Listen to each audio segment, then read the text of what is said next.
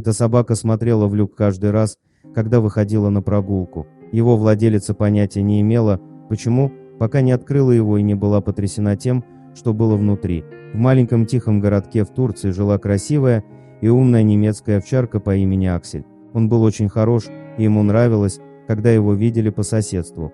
Когда любовница выводила его на прогулку, люди часто останавливали и гладили его. Но однажды по странной причине эти спокойные прогулки изменились. Однажды вечером, когда Ирена выгуливала свою собаку, Аксель внезапно остановился в нескольких магазинах от мясной лавки. Он начал лаять, его внимание было приковано к люку. Он лаял так громко, что люди поблизости пугались. Ирена не понимала, почему ее немецкая овчарка вела себя так странно. Он все лаял и лаял на овраг и отказывался двигаться и двигаться дальше. После многих попыток заставить его ходить, Аксель наконец последовал за своим хозяином и оставил овраг позади. Ирена почувствовала облегчение и была счастлива, что ее собака вернулась к нормальной жизни. После этого случая они пошли домой. Ирена продолжала беспокоиться о необычном поведении своей собаки. Она рассказала своему мужу Роне, что произошло. Не будучи там, он не мог представить, насколько шокирующим должно быть его поведение. Он сказал Ирене не волноваться.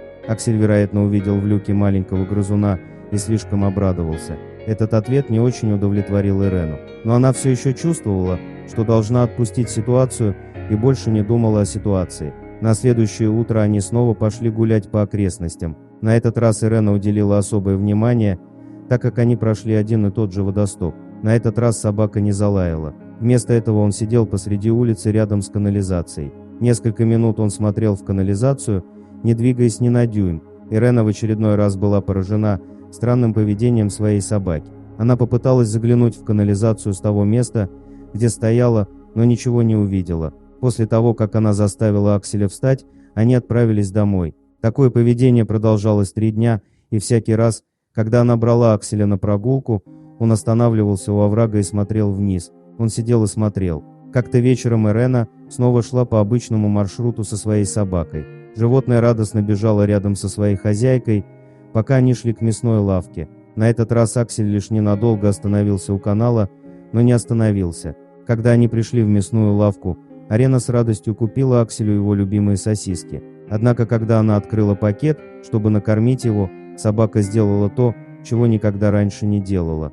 Аксель был послушной собакой и знал, как себя вести. Поэтому, когда он схватил пачку сосисок и убежал, Ирена удивилась и испустила крик ужаса. Так как на улице было немного людей, гнаться за ее быстрой собакой было сложно. Она начала преследовать его, и когда она наконец нашла его, то не могла поверить своим глазам. Аксель вернулся к тому же водостоку. Он сидел у оврага и все еще держал сосиски во рту. Он не стал их есть, а вместо этого начал выбрасывать сосиски в канализацию. Что случилось с этой собакой? Заинтересовавшись, чем вызвано необычное поведение ее собаки, Ирена тихо подошла к этому месту. Но даже с этой точки обзора она ничего не видела. После того, как ее собака вывалила всю колбасу в люк, женщина присела на корточки и внимательно посмотрела на люк.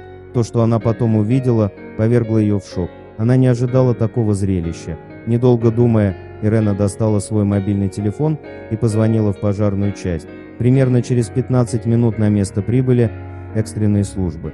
Пожарные попросили Ирену описать им ситуацию и решили немедленно открыть овраг. Но была проблема. Рядом с оврагом стоял никто иной, как Аксель.